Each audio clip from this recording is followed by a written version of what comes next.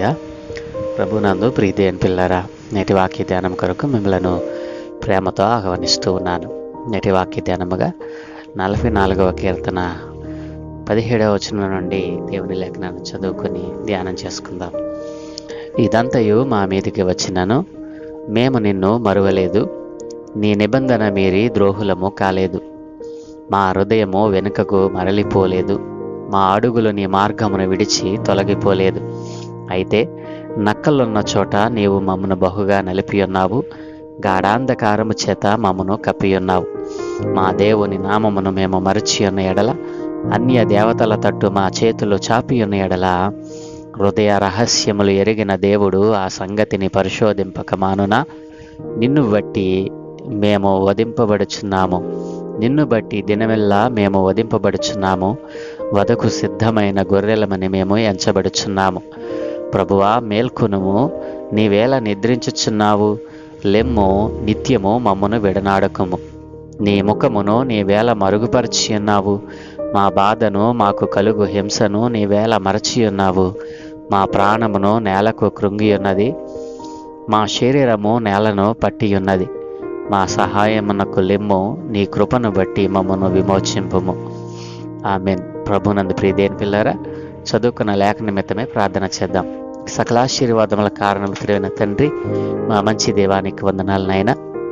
ఈ ఉదయ కాలమున మేము చదువుకున్న ఈ లేఖన భాగాన్ని మా కొరకు దీవించండి, మీరే మాకు బోధించి నేర్పించండి. యేసయ్య నామమున అడుగుచున్నాము తండ్రి, ఆమేన్.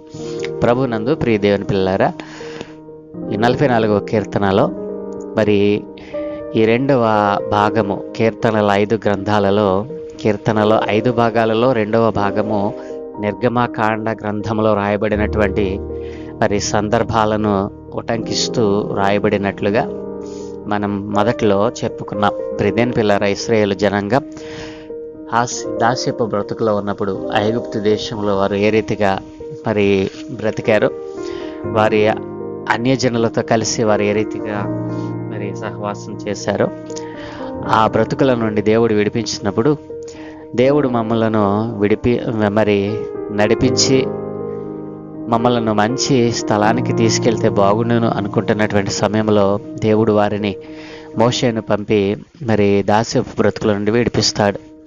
ప్రియదేవుని పిల్లరా, అలాగనే విడిపింపబడినటువంటి ఇశ్రాయేలు జనాంగం వారి ప్రయాణం చేస్తూ ఉన్నారు.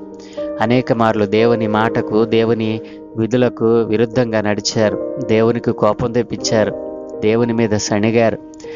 ఇట్లా అనేక మంది ఆ యొక్క ప్రయాణం చేస్తూ ఉండగా, వారిలో కొంతమంది విశ్వాసులైనటువంటి ఇశ్రాయేలు జనాంగం దేవునికి మొరపెట్టేటువంటి ప్రజలుగా వారు ఉన్నారు. వారు అంటున్నారు కదా, ఇదంతయు మా మీదికి వచ్చినను మేము నిన్ను మరువలేదు, నీ నిబంధన మీరి ద్రోహులము కాలేదు అంటూ ఉన్నారు. ఏది వచ్చింది వాళ్ళ మీదకి? వాళ్ళ మీదకి వచ్చినటువంటి మరి ఉపద్రవం ఏమిటి? ఎన్ని ఉపద్రవం వచ్చినా మేము నిన్ను మరవలేదు అంటున్నారు ఏమిటి అని మనం చూస్తే కనుక, ఇక్కడ 9వ వచనం నుండి మరి వారు పెట్టినటువంటి మొర మనం ఇక్కడ చూడవచ్చు. అయితే ఇప్పుడు నీవు మమ్మను విడనాడి అవమానపరిచి ఉన్నావు, మా సేనలతో కూడా నీవు బయలుదేరక ఉన్నావు, శత్రువుల ఎదుట నిలవకుండా మమ్మను వెనుకకు పారిపోజేయుచున్నావు. మమ్మను ద్వేషించేవారు ఇష్టం వచ్చినట్లు మమ్మను దోచుకొనుచున్నారు.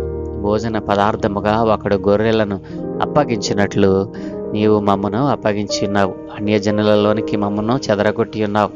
అధికమైన వెల చెప్పక ధనప్రాప్తి లేకయే నీవే నీ ప్రజలను అమ్మి ఉన్నావు. మా పొరుగు వారి దృష్టికి నీవు మమ్మను నిందాస్పదముగా చేసి ఉన్నావు.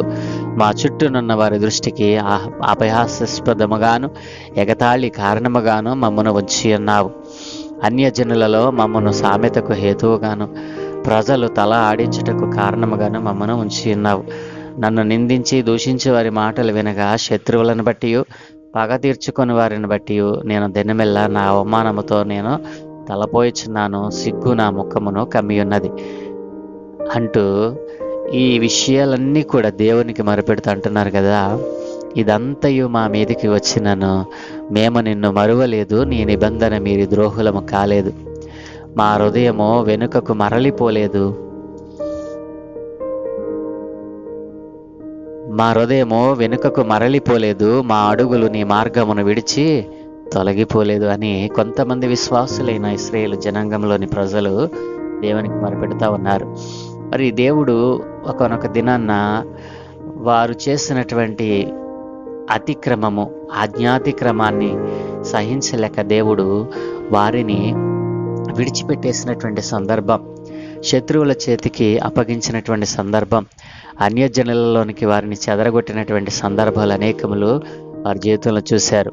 అయితే వారిలో ఈ సందర్భాలన్నిటిలోనూ కూడా, ఈ అనుభవాలన్నిటిలో కూడా వెళ్ళి మరి దేవుని యొక్క ఉన్నతమైన ఘనమైనటువంటి మరి ఆయన యొక్క అధికారాన్ని గుర్తించినటువంటి కొంతమంది ప్రజలు దేవునికి మొరపెడతా ఉన్నారు. దేవా, ఎందుకు మమ్మల్ని విడనాడావు? ఎందుకు? నీకు విరోధముగా మేము చేసిన పాపమును బట్టే కదూ, అందుకే నీవు మమ్మల్ని విడనాడి అన్యజనులలో చెదరగొట్టావు.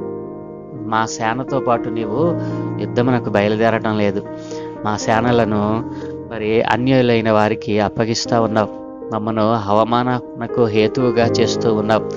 అన్యజనులు మమ్మను చూసి తలలాడిస్తూ ఉన్నారు. వీళ్ళ పని అయిపోయింది, వీళ్ళ దేవుడికి వీళ్ళని పట్టించుకోడు, వీళ్ళ దేవుడి వీరిని విడిచిపెట్టేశాడు అని వారు సిగ్గుతో మేము ముఖం దింపుకునేటట్లుగా సిగ్గుతో మా తల దించుకున్నట్లుగా నీవు మమ్మను చేశావు. ఇంత జరిగించినా నీవే మా దేవుడవు, నీవే మా రక్షకుడవు, నీవే మా పోషకుడవు అని వారు 17వ వచనం నుండి మాట్లాడుతూ దేవునితో అంటున్నారు కదా. ఇదంతా, ఈ ఉపద్రవమంతా మా మీదకి వచ్చినా మేము నిన్ను మరువలేదు, నీ నిబంధన మీరి ద్రోహులము కాలేదు. నిబంధన మీరిన వారు మరి అలా అన్యజనులలో చెదరగొట్టబడ్డారు, దేవుని సన్నిధికి మరలా తిరిగి రాలేదు. మేమైతే నీ నిబంధనను మీరి ప్రవర్తించలేదు. మరి మా హృదయము వెనుకకు మరలిపోలేదు, మా హృదయము నీపైనే కేంద్రీకరించి ఉన్నాము, మా అడుగులు నీ మార్గమును విడిచి తొలగిపోలేదు అని తమ్మును తాము దేవునికి పరిచయం చేసుకుంటూ ఉన్నారు. సమస్తమును ఎరిగిన దేవుడు వాటన్నిటినీ ఎరగలేడంటారా?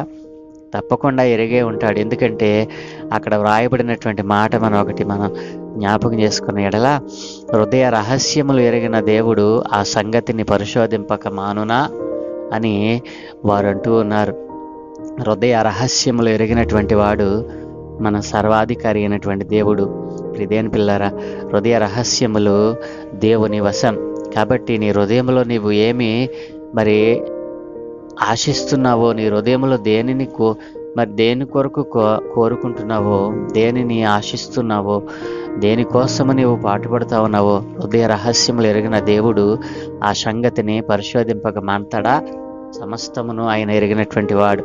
నిన్ను బట్టి దినవల్ల మేము వధింపబడుచున్నాము, వధకు సిద్ధమైన గొర్రెలమని మేము ఎంచబడుచున్నాము అని ప్రజలు దేవునితో మాట్లాడుతూ ఉన్నారు. ప్రియదేని పిల్లరా, మరి ఇదే వాక్యము రోమీలకు రాసిన పత్రిక 8వ అధ్యాయం 36వ వచనంలో ఎందును గూర్చి వ్రాయబడినదేమనగా, నిన్ను బట్టి దినమెల్ల మేము వధింపబడిన వారము, వధకు సిద్ధమైన గొర్రెలమని మేము ఎంచబడిన వారము అని అక్కడ భక్తుడు మరి ఉటంకిస్తూ రాశాడు.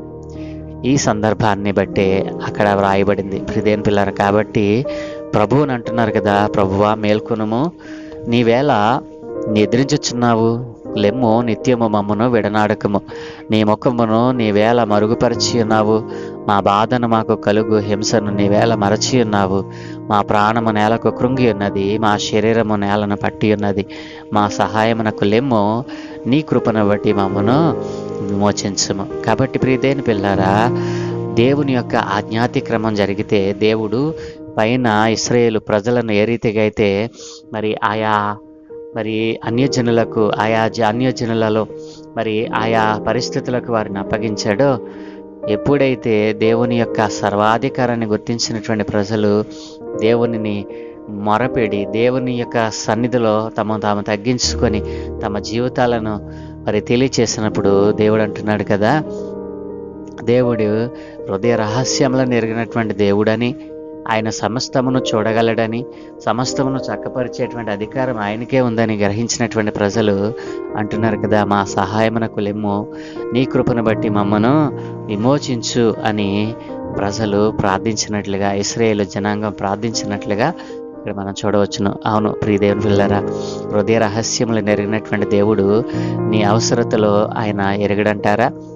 నీకు కావలసినటువంటి ఈవిని ఆయన ఇవ్వక మానతాడంటారా? దేవుని పిల్లల ఆలోచన చేయండి. ఆయన హృదయ రహస్యములు నెరిగినటువంటి దేవుడు. నీ హృదయంలో ఏముందో ఆయన ఇట్టే పసిగట్టగలడు. ఆయనను మించి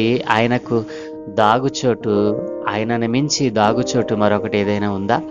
అది భూమండలమే కాదు, ఆకాశ మహాకాశాల్లో కూడా అది ఎక్కడ కూడా లేదు. ఆయనకు మరుగైన చోటు ఏది కూడా లేదు అని దేవుని లేఖనం సెలవిస్తూ ఉంది. కాబట్టి హృదయ రహస్యములు ఎరిగిన దేవునికి నువ్వు సమర్పించుకుంటావా? ఆజ్ఞాతిక్రమం చేసి దేవునికి విరోధమైన పనులు చేస్తూ దేవునికి విరోధమైనటువంటి కార్యాల చేత ఆయనకి ఆయాసం తెచ్చేవానిగా ఉంటున్నావేమో. జాగ్రత్త. హృదయ రహస్యములు ఎరిగిన దేవునికి నువ్వు సమర్పించుకో. ఆ సర్వాధికారి దేవుని యొక్క ఔన్నత్యమును, ఆయన యొక్క ఉన్నతమైన లక్షణాలను, గుణలక్షణాలను ఇతరులకు పరిచయం చేయి. దేవుడు మిమ్మలను అలాగున ఆశీర్వదించనుగాక. దయగలిగిన మా ప్రియ పరలోకపు తండ్రి, గొప్ప దేవా, నీకు వందనాలు నాయనా.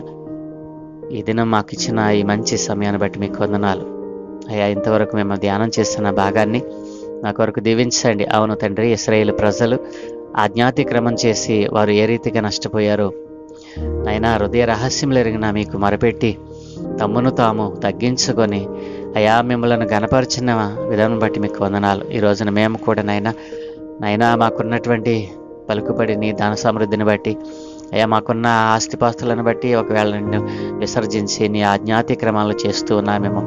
అనేకమైనటువంటి ప్రజలు ఈ రోజున నీ ఆజ్ఞను అతిక్రమించి జరిగిస్తున్నటువంటి చెడ్డ కార్యములు, ఘోర కార్యములు దయతో క్షమించమని, హృదయ రహస్యములు ఎరిగినటువంటి దేవుడవు నీవేనని, మా హృదయాలలో ఉన్న ప్రతి కోరికను నీవు తీర్చగలిగిన సమర్థుడవని గుర్తించి అయా ఇదిగో నీ సువార్త ఎరిగిన బిడ్డలుగా అయా సువార్తను అనేక మందికి పరిచయం చేసేవారిగా మార్చమని, ఈ దినమందు మేము చేయ పనులన్నిటి మీద మీకు అనుదృష్టి ఉంచి మీ దూతల కాపుదలను గ్రహించి మీరు మహిమ పొందుకోమని యేసయ్య పరిశుద్ధ నామమున ప్రార్థించి వేడుకుంటున్నాము తండ్రి.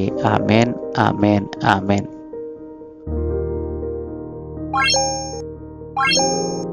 Thank you.